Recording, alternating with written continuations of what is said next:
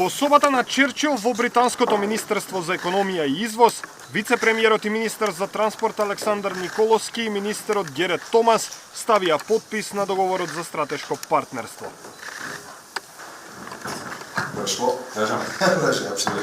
Договорот за стратешко партнерство со Обединетото кралство според Николовски ќе значи важен момент за развојот на државата во иднина. Ова го гледаме како одлична можност за целата држава да се развива. Веќе имаме 3 проекти кои што се подготвени. Тоа е проектот за брзата железница на коридор 10, здравствениот проект за болници и секако проектот за образование за медицинскиот факултет.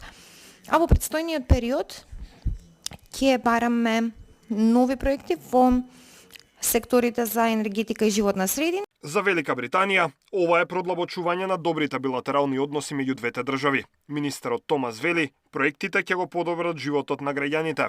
Ова ново партнерство е значителен чекор напред во идната трговија меѓу нашите две држави.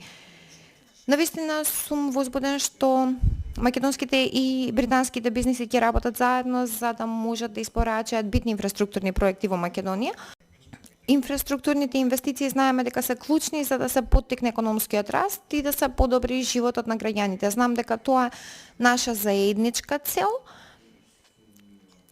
за нашите влади, се разбира, и ова партнерство е новиот темел за поддршка на таквата испорака за да се поттикне растот, да се споделат најдобрите пракси меѓу нашите две нации. Но детали за заемот со рамка од 6 милиарди евра се уште не се објавени. Премиерот Мицкоски вели дека сите детали транспарентно ќе бидат објавени, но преку законодавниот дом. Ке дојде во парламент пред пратениците, ние шверцерски ништо не носиме, не злоупотребуваме европски знамења, ќе го видат пратениците тоа што следи. Опозицијата пак критикува. Првиот човек на СДСМ Филипче вели дека задолжувањето ќе значи раст на јавниот долг на 115% од бруто домашниот производ или пластично, секое дете кое ќе се роди ќе должи по 6.000 евра за заемот на владата. Предупредува и дека постои ризик од корупција. Ја слушав министерката за финансии. Очигледно е дека тие договори ќе бидат нетранспарентни и во 4 очи. Ќе бидат британски фирми, таа се обиде да каже дека ќе важи законот за јавни набавки, ние направивме проверка, нема да важи законот за јавни набавки. Значи, ВМРО да помене што 7 години критикуваше корупцијски вакви такви договори, посебно тој со Бехтел Енка, сега остава простор за сериозен сомнеж за корупцијски проекти. Дополнително ние не знаеме што се крие во политичкиот договор во контекст на бегалците. Но денеска премиерот уште еднаш увери дека такво нешто не е преговарано со британската влада.